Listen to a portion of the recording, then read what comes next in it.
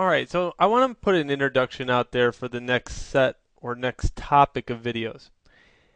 We are also able to put a database within Moodle, which is really powerful. If you noticed, my Media Prepress class right here has this 10.0. This is my SIP code, and in my SIP code I have many standards. Okay, my standards are segmented in different topics. So I'm going to kind of show you that. This is just a preview, and I can kind of show you how this works. Here's a topic. Okay, remember I have topic 1 out there. Reading.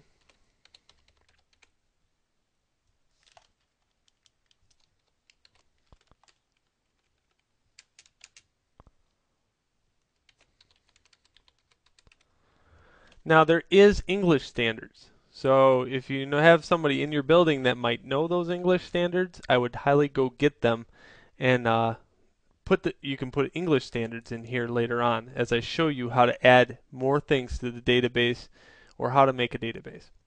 Alright, so here's my segmentation. So I have industry overview, safety, everybody's is different. This is career technical education within the state of Michigan, where we're separated. Now these codes represent the different topics based on this T is a new topic that I put in there called technology standards. Okay? Or technical standards. Technical standards A is an overview industry. And all here fits within this segment of learning. So this is all industry overview. Notice when I page down, I still have industry overview. Okay? Industry overview topic B is in safety. Here, in industry overview, only topic A and a few other, all the way down to A9, is in industry overview. So they're segmented. Now, what this means is if I go in here and after I'm creating a lesson, I can now apply standards to it. I'm just going to kind of fake this process right now because I don't really have, well, I kind of faked the lesson. I have a reading assignment. So the best I can hope for is going down here to applied academics, and let's say, well,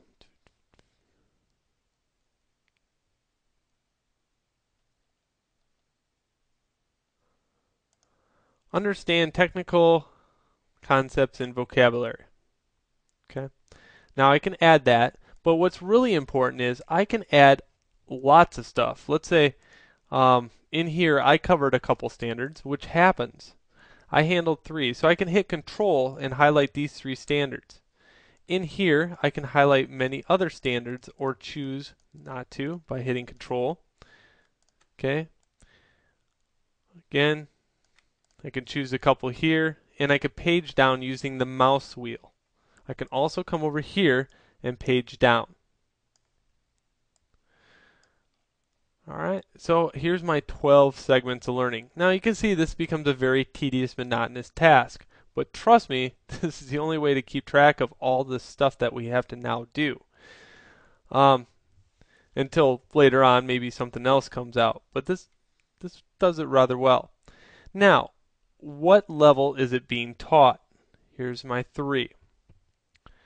Another thing that has to be shown is what the student will know how to, or what will the student be able to. In this case, it's a reading assignment. So now, in reading, you might have a topic within your field of study. I might have a lesson on topography.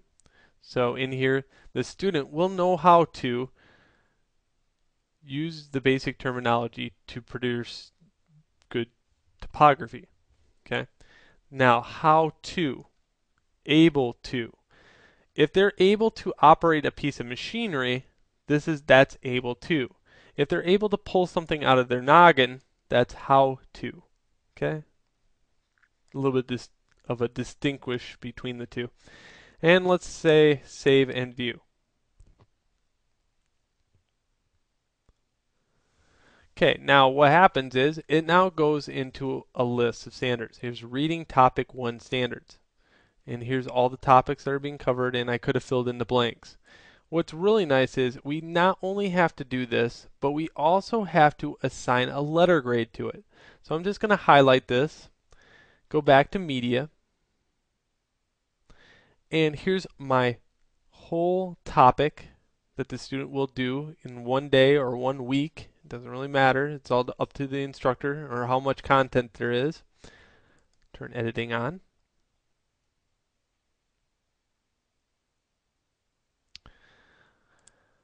I'm going to create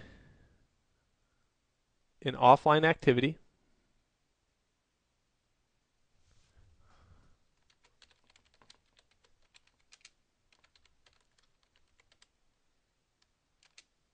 Standards covered. Now you could put topic 1, reading, or whatever you want to put there. Remember, be descriptive. But here I'm just going to paste this. Here's my letter grade. I'm going to disable that and hit save. Now, if we go back to media, there is my standards covered. What I have to now do is let's go back into grades, and I have employability, reading, still uncategorized. Let's set categories. Let's make a new category called standards. Add a category.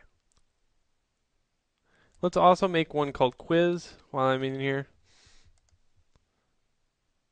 And now in the standards, I can say standards. Give this one a quiz, and I'm going to put this under reading. Okay, let's go back to media.